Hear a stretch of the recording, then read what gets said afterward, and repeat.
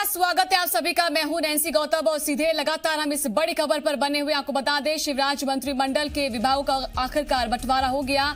CM Shivraj ने अपने सभी मंत्रियों को अलग अलग मंत्रालयों की जिम्मेदारी सौंप दी है।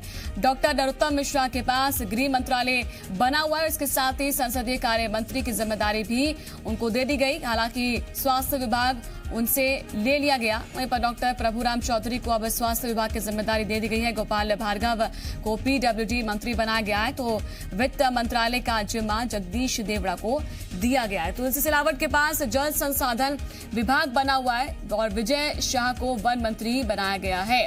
इमरती देवी को महिला एवं बाल विकास कल्याण विभाग जो है वो दिया गया। वहीं पर यशोधरा राजे सिंधिया को खेल एवं युवा कल्याण मंत्री बनाया गया। बिसाहू लाल सिंह को खाद्य एवं नागरिक आपूर्ति मंत्रालय दिया गया है और भूपेंद्र सिंह को नगरीय विकास एवं आवास मंत्री बनाया गया है।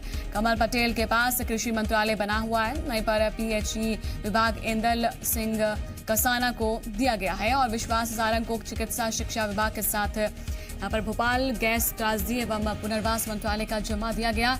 प्रद्युम्न सिंह तोमर ऊर्जा, तो वहीं पर ओम प्रकाश सकलेचा एमएसएमई विभाग के मंत्री बनाए गए। महेंद्र सिंह सिसोदिया को पंचायत एवं ग्रामीण विकास मंत्री बनाया गया है।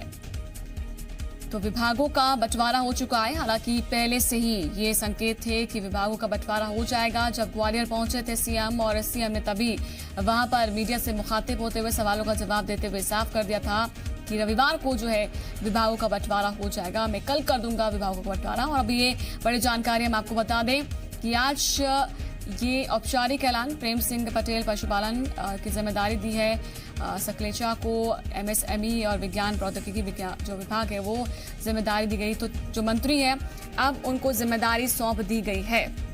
तो कौन से मंत्री को कौन सा विभाग दिया है हम आपको लगातार बताते जा रहे हैं। अब इसके क्या मायने हैं, क्योंकि अब उपचुनाव भी है। उपचुनाव के लिहाज से देखा जाए तो क्या आगे रणनीति इसके तहत समझें कांग्रेस की भी, क्योंकि विपक्ष भी तैयार है और सवाल लगातार उठा भी रहा था। अब ऐसे में सरकार की क्या जिम्मेदारी है, ये भी महत्वपूर्ण होगा। तो मंत्रियों को उनके विभाग बांट दिए गए हैं।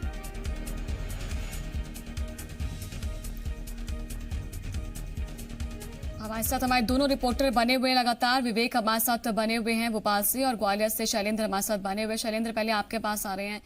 अब विभागों का बंटवारा हो चुका है, एक लंबे इंतजार के बाद ही सही, और लगातार विपक्ष की ओर से भी ये आरोप लगते रहे कि आपसी जो है मतभेद है, इस वजह से इतना इंतजार भी करना पड़ रहा है। बीजेपी ने भले ही कहा कि सब कुछ मंथन के बाद ये दिया जाएगा। अब जो देखा जाए कि विभागों का बंटवारा हुआ है, किस किस को कौन सा विभाग मिला है, ये हमने पूरी लिस्ट बताई भी है, लेकिन इसके आगे की रणनीति क्या समझे आप? देखिए नैन्सी, जिस तरीके से ये पूरी उम्मीद थी ग्वालियर चंबल वासियों को, और खासकर राजनीतिक लोग भी यही बात कह रहे थे कि जिस तरीके से इस इलाके में उपचुनाव होने हो और इस इलाके से सबसे ज्यादा लोगों को मंत्री भी बनाया गया था, तो उनको महत्वपूर्ण विभाग मिलने ही चाहिए। और हुआ भी कुछ वैसा ही, क्योंकि अगर लिस्ट इतने दिन तक रुकी है तो उसके पीछे कहीं ना कहीं कारण यही था कि कहीं ना कहीं सिंधिया और आला कमान के बीच में विभागों को लेकर जो है वो खींचतान चल रही थी, और उसके बाद जब सहमति बनी उसके बाद विभागों का बंटवारा किया गया है। तो अगर सिंधिया समर्थकों के लिहाज से देखें तो सबसे बड़े बड़े मंत्रालय जो है वो उन सारे लोगों को मिले हैं, चाहे महेंद्र सिंह सिसोदिया की बात करें, चाहे इमरती देवी की बात करें, प्रभुराम चौधरी की बात करें, या इस इलाके के एरल सिंह कंसाना, गिरिराज दंडोतिया, इन सब की बात करें, तो सभी को बड़े बड़े मंत्रालय दिए गए हैं। लेकिन खास बात यह भी है कि इस अंचल से अगर बीजेपी के लोग भी हैं, जैसे कि अरविंद भदौरिया हैं, उनको सहकारिता मंत्रालय दिया गया है। हालांकि इससे पहले कांग्रेस सरकार में सहकारिता मंत्रालय भिंड जिले के कोटे में ही था। डॉक्टर गोविंद सिंह वहाँ से सहकारिता मंत्री थे। अगर यशोधरा राजे सिंधिया की बात करें, वो शिवपुरी से आती हैं, सिंधिया की बुआ भी हैं और भाजपा की एक बड़ी नेता भी हैं, उन्हें भी महत्वपूर्ण जिम्मेदारी दी गई है। इसके अलावा ग्वालियर ग्रामीण सीट से भारत सिंह कुशवाहा, जिनको नरेंद्र सिंह तोमर समर्थक माना जाता है, और एकमात्र विधायक वो ऐसे हैं जो नरेंद्र सिंह कोटे से मंत्री बने हैं। लेकिन हालांकि उन्हें राज्य मंत्री बनाया गया था, तो इसको लेकर कहीं ना कहीं सवाल खड़े हो रहे थे कि नरेंद्र सिंह की पूरी तरीके से क्या मंत्रिमंडल विस्तार में चली नहीं। लेकिन जिस तरीके से उनको स्वतंत्र प्रभार दिया गया है, इससे साफ है कि सारे धड़ों को जो है साधने की कोशिश इस अंचल में की गई है, और बहुत महत्वपूर्ण हो जाता है क्योंकि सबका साथ रहना इस इलाके में बहुत ज़्यादा जरूरी है, क्योंकि इस इलाके में चुनाव होने हैं। तो यही कारण है कि सबको साधा गया। मुझे नहीं लगता कि अगर सिंधिया समर्थकों के लिहाज से देखें तो कहीं कोई विरोध के स्वर सामने आ सकते हैं। हालांकि ये बात सही है कि बीजेपी के कई बड़े नेताओं को जो अहम जिम्मेदारियां मिलनी चाहिए थी वो नहीं मिली है, क्योंकि उन पर कहीं ना कहीं जो सिंधिया समर्थक हैं उन लोगों ने कब्जा जमा लिया है। हालांकि विपक्ष लगातार ये आरोप लगा रहा था। अब देखना होगा कि जब विभागों का बंटवारा हो गया है तो ये मंत्री या उनके समर्थक अपने विभागों से कितने संतुष्ट हैं, उसके बाद ही ये तय हो पाएगा कि आखिर अगला विपक्ष का रुख क्या होगा। जी, लेकिन अगर हम विवेक देखें, आधी रात तक जो है वो नहीं हो सका था मंत्रियों के विभागों का बंटवारा। काफी क्या तब तक भी स्थिति बहुत कुछ लग रहा था कि शायद तब भी गुंजाइश हो या कोशिश की जा रही हो कि शायद यहाँ पर भी कुछ बदलाव हो जाए, लेकिन जो पहले से तय था वही सब कुछ सामने है। और जो अब विभाग दिए गए हैं उसमें ये तो दिखाई दे रहा है कि सिंधिया समर्थक ज्यादा।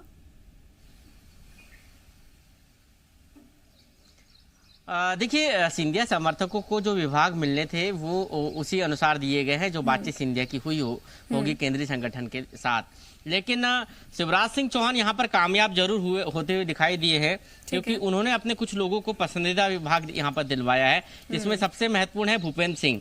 भूपेंद्र सिंह को वो एक बड़ा विभाग दिलवाने में कामयाब हुए हैं। नगरीय प्रशासन एवं आवास विभाग उनके ही पसंदीदा मंत्री को मिला है, तो ये अपने आप में एक बड़ी बात है। जगदीश देवड़ा को भी जो है शिवराज सिंह चौहान का समर्थक माना जाता है, और इसीलिए वो आबकारी जैसा महत्वपूर्ण विभाग, वाणिज्यिक कर जैसा महत्वपूर्ण विभाग, वित्त जैसा महत्वपूर्ण विभाग उनको दिलाने में कामयाब हुए हैं। विश्वास सारंग को भी शिवराज सिंह चौहान का समर्थक माना जाता है, वो उनको भी एक महत्वपूर्ण बड़ा विभाग दिलाने में कामयाब हुए हैं। चिकित्सा शिक्षा जैसा विभाग जो अपने आप में एक बड़ा विभाग, और इस वक्त कोविड के संक्रमण के दौरान सबसे बड़ी जिम्मेदारी जो है मेडिकल कॉलेजों के ऊपर है। मध्य प्रदेश के जितने भी मेडिकल कॉलेज है, सरकारी मेडिकल कॉलेज है, वहां पर कोविड केयर के सेंटर बनाए गए हैं, और ऐसी स्थिति में उनकी जिम्मेदारी जो है विश्वास सिंह चौहान के विश्वास सारंग के कंधों पर आना, ये अपने आप में एक बड़ी जिम्मेदारी है। तो शिवराज सिंह चौहान यहाँ पर ये जो उनके कह सकते हैं राजनीतिक विश्लेषकों की बात करें या फिर उनके विरोधियों की बात करें कि शिवराज सिंह चौहान जो है वो इस बार पावरफुल नहीं है, लेकिन इस पूरे विभाग वितरण में हम देखें तो शिवराज सिंह चौहान यहाँ कुछ छाप अपनी छोड़ते हुए नजर आए हैं। और इस पूरी मंत्रिमंडल की सूची में हम देखें तो महाराज और शिवराज की छाप दिखाई देती है कि एक तरफ महाराज ने अपने लोगों को खुश करने की कोशिश की है, तो दूसरी तरफ शिवराज सिंह चौहान ने अपने लोगों को खुश करने की कोशिश की है। दूसरी तरफ उन लोगों को भी यहाँ पर इनाम मिला है जिन्होंने इस सरकार बनाने में महत्वपूर्ण भूमिका निभाई है, जिसमें अरविंद भदौरिया पहली बार मंत्री बने हैं, लेकिन उनको सहकारिता जैसा एक बड़ा विभाग जिसके कंधे पर प्रदेश के किसानों को एक बड़ी जिम्मेदारी है। कोऑपरेटिव सेक्टर अपने आप में एक बहुत बड़ा सेक्टर होता है, जिसके ऊपर किसानों को कर्ज लेने से लेकर कर्ज माफी और तमाम प्रक्रियाएं जो है इस विभाग के अंतर्गत है। ऐसी स्थिति में कोऑपरेटिव जैसा विभाग अरविंद भदौरिया को मिलना ये अपने आप में एक बड़ी जिम्मेदारी है। शिवराज के सबसे खास माने जाते हैं वो है विजय शाह को वन विभाग दिया गया है। तो ये यहाँ दिखाता है कि शिवराज सिंह चौहान ने यहाँ पर एक अपनी छाप छोड़ने की कोशिश तो की है। नरेंद्र सिंह तोमर की बात करें तो इस पूरे मंत्रिमंडल में नरेंद्र सिंह तोमर के दो समर्थक खास है जो कट्टर समर्थक है। एक है भारत सिंह कुशवाहा और दूसरे हैं इंदर सिंह परमार। इन दोनों को स्वतंत्र प्रभार में बड़े मंत्रालय दिलवाने के में वो कामयाब हुए हैं। स्कूली शिक्षा जैसा बड़ा विभाग जो कह सकते हैं कर्मचारियों के लिहाज से मध्य प्रदेश का सबसे बड़ा विभाग हम कह सकते हैं स्कूली शिक्षा, उसके स्वतंत्र प्रभार के मंत्री हैं इंदर सिंह परमार। इंदर सिंह परमार को नरेंद्र सिंह तोमर का समर्थक माना जाता है। इसके साथ ही भारत सिंह कुशवाहा ये ग्वालियर ग्रामीण के विधायक है, और ये इन्होंने राजनीति कह सकते हैं कि राजनीति का कखा ग यदि है तो नरेंद्र सिंह तोमर के साथ सीखा है, उनके कहने पे हर जो है काम करते हैं। तो ऐसी स्थिति में भारत सिंह कुशवाहा को भी उद्यानिकी जैसा महत्वपूर्ण विभाग, क्योंकि इस समय हॉर्टिकल्चर के अंदर इतना कह सकते हैं बजट होता है, इतना बजट है किसानों के लिए और खासकर उन्नत कृषि के लिए केंद्र सरकार का भी पैसा होता है। तो ये एक अपने आप में एक बड़ा विभाग है, और खुद नरेंद्र सिंह तोमर केंद्र में कृषि मंत्री है। ऐसी स्थिति में उन्हीं के समर्थक को हॉर्टिकल्चर जैसा विभाग मिलना यह अपने आप में एक बड़ी जिम्मेदारी है। तो यहाँ पर उनकी भी कह सकते हैं चली है, लेकिन प्रदेश संगठन यहाँ पर जो है अपने कुछ लोगों को एडजस्ट करने में भी कामयाब हुआ है। तो ये कह सकते हैं कि पूरा जो विभाग वितरण है ये एक छाप छोड़ते हुए नजर आ रहा है कि इसमें शिवराज की भी छाप है, इसमें महाराज की भी छाप है, और केंद्रीय नेतृत्व का एक मार्ग कह सकते हैं कि नजर इसके ऊपर पूरी बनी रही है। राज्यपाल सिसोदिया जी हमारे साथ जुड़ चुके हैं बीजेपी की ओर से, और रवि जी हमारे साथ जुड़ चुके हैं कांग्रेस की ओर से। आप दोनों का बहुत बहुत स्वागत है सर। और एक एक करके मैं अब आप दोनों के जरिए प्रतिक्रिया लेना चाहूंगी। पहले मैं राज्यपाल जी आपके पास आऊंगी। बंटवारा आखिरकार विभागों का हो चुका है, लेकिन काफी समय लग गया। विपक्ष ने भी सवाल उठाए, जो राजनीतिक विश्लेषक हैं वो भी कहते नजर आए कि मंथन तो बहुत लंबा चल रहा है लेकिन खींचतान है। देखिए, भारतीय जनता पार्टी की एक कार्य पद्धति है जी। हमने जो शुरू से संगठन में सीखा है, हर कार्य योजना से होता है, योजनाबद्ध तरीके से और संयोजना करने का काम हम करते हैं संगठन कार्य विस्तार की। अब सरकार में जब हम आते हैं तो हम ये देखते हैं कि कहीं ना कहीं जब विभागों का वितरण जैसा एक महत्वपूर्ण काम है, तो वह काम भी कहीं ना कहीं योजना से ही होने का काम होता है और किसी भी योजना को बनाने में थोड़ा समय लगता है। बहुत अच्छी बात किसी ने कही है कि प्रॉपर प्लानिंग इज 50% सक्सेस। सफलता का राज ही प्रॉपर प्लानिंग है, सही योजना करना है, योजना करना है। माननीय मुख्यमंत्री जी को मैं बधाई देना चाहता हूं कि उन्होंने जिस प्रकार से आज मंत्रिमंडल में पोर्टफोलियो का वितरण करने का काम किया है, विभागों का बंटवारा करने का काम किया है, बहुत ही सुंदर तरीके से संयोजना करने का काम उन्होंने किया है। उनके कुशल नेतृत्व और उनके अनुभव की आज पूरे मध्य प्रदेश के अंदर और पूरे संगठन के अंदर भूरी भूरी प्रशंसा होने का काम हो रहा है। क्योंकि मैं उदाहरण सहित बता सकता हूं। मैं इस पूरे मंत्रिमंडल के 3 या 4 मंत्री, वैसे तो मैं सभी लोगों से व्यक्तिगत परिचित हूं, पर 3 या 4 मंत्रियों के नाम लेना चाहता हूं मैं, जिनसे मैं आज से लगभग 25 वर्ष पहले से परिचित हूं। पहला नाम लेता हूं मैं मेरे क्षेत्रीय विधायक श्री मोहन यादव जी का। डॉक्टर मोहन यादव जी को मैं 25 वर्षों से जानता हूं और उनका अगर कार्य क्षेत्र रहा है तो उज्जैन के अंदर जहां भगवान श्री कृष्ण की शिक्षा स्थली रही है, इस शिक्षा स्थली में शिक्षा क्षेत्र में ही उन्होंने काम किया है। मैं 25 वर्षों से देख रहा हूं, उनको उच्च शिक्षा मिला है। माननीय विश्वास सारंग जी को मैं जब से युवा मोर्चा का जिलाध्यक्ष बना था तब से मैं जानता हूं, लगभग 20 साल से मैं माननीय विश्वास सारंग को जानता हूं। विश्वास सारंग जी की जो कार्य क्षमता है, जिस प्रकार का उनका तकनीकी ज्ञान है, वो स्वयं इंजीनियर है, गोंदिया इंजीनियरिंग कॉलेज से इंजीनियरिंग किया है उन्होंने, और जो संगठन का और लंबा उनका अनुभव है वो तकनीकी शिक्षा का लेकर, उनको कहीं ना कहीं चिकित्सा शिक्षा का लेकर, और इसका कहीं ना कहीं उनका लंबा अनुभव है। आज अगर उनको शिक्षा, तकनीकी शिक्षा मिलने का काम हुआ है, आज उनको अगर भोपाल गैस राहत मिलने का काम हुआ है, तो उनकी योग्यता का चयन हुआ है। मैं इंदर सिंह परमार जी को जानता हूं, जब वो विद्यार्थी परिषद में हमारे साथ उज्जैन में संगठन मंत्री के रूप में, हमारे नेता के रूप में काम करते थे, शिक्षा क्षेत्र में काम करा, उनको स्कूल शिक्षा मिला है। मैं अरविंद भदौरिया जी को जानता हूं, वर्षों से जानता हूं। अरविंद भदौरिया जी संगठक रहे हैं, बहुत अच्छे सफल संगठक रहे हैं। उन्होंने भी संगठन का काम गांव-गांव तक जाकर, मतदान केंद्र तक जाकर हमारे साथ युवा मोर्चा में और विद्यार्थी परिषद में किया है।